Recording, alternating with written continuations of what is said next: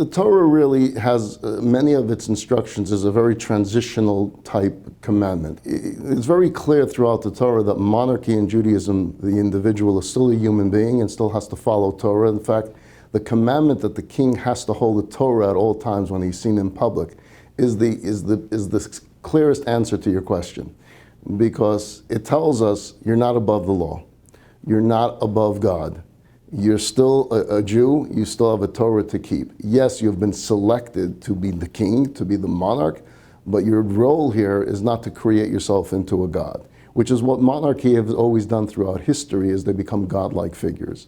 Whereas the kings of Israel, their mission is really to raise everyone up, to raise them to come closer to God, not to be God themselves. I'll give you an example. You touched upon the idea of slavery.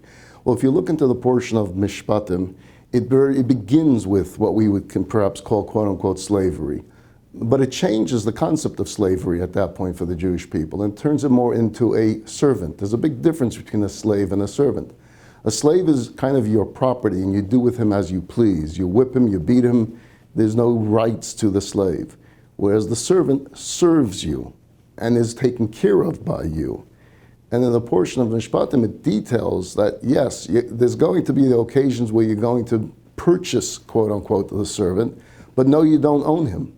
And there are still laws that are attached to his rights. He has rights as a servant. He has human rights as a servant. And you have to provide for him. The classic law that we study about this is if you own one pillow, and it's you and your servant gets the pillow. Now that's unheard of in the regions of the world that had slavery.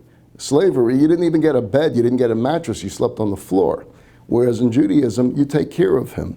You care for him, you provide for him, not just for him, you provide for his wife, you provide for his children, you take care of their medical needs, you take care of all their food. They have to get the same food as you get. So what you see the Torah is doing is this transition of changing the mindset. And what was the reason why there was a servant? Well, the individuals in today's society, especially where I come from in California, we have a tremendous problem of homelessness. People are literally living on the street. No one cares for them. They don't have food. They have to go looking through trash cans to get food. They sleep on the floor. If it rains, they get wet.